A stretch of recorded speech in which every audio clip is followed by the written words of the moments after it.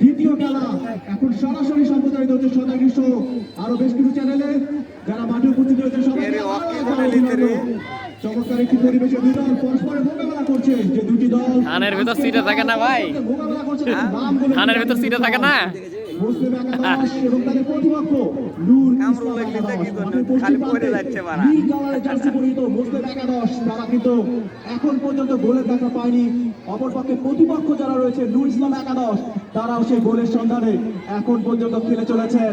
প্রথমার্ধের মিনিট 15 মতো খেলা ইতিমধ্যে হয়ে গেছে, যেখান থেকে কোনো দল সে স্বপ্নের হরিণ গোলের দেখা পায়নি। সেই গোলের দেখা যখন পায়নি তখন অবশ্যই এই এলাকাবাসীকে আরো একবার সাধুবাদ জানাতে চাই এত সুন্দর একটি আয়োজন করার জন্য। বিগত কয়েক বছর থেকে এই ধরনের আয়োজন হয়ে চলেছে, এবারও তার ব্যত্যয় ঘটেনি। চমৎকার একটি এনভায়রনমেন্ট তৈরি হয়েছে।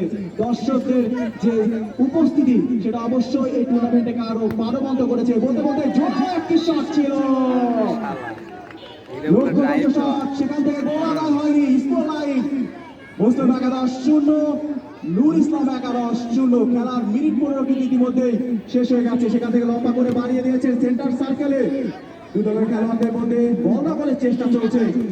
ডান প্রান্ত থেকে আক্রমণ, সে যাত্রা অবশ্য কাউন্টার অ্যাটাকে নূর ইসলাম একাদশ। সাদা কালো জার্সি পরিহিত খেলোয়াড় 8 নম্বর, লম্বা চুলের অধিকারী সে 5 নম্বর জার্সি পরিহিত খেলোয়াড় রবি ভাই। এত রবি ভাই রবি, যদি এখানে রবি আসতে ঘন ঘটা নাই, বৃষ্টি মেঘলা আকাশ, প্রতিকূল পরিবেশ সৃষ্টি হতে পারে, তবে আমরা অবশ্যই রবি ভাই সাথে আছে নাকি?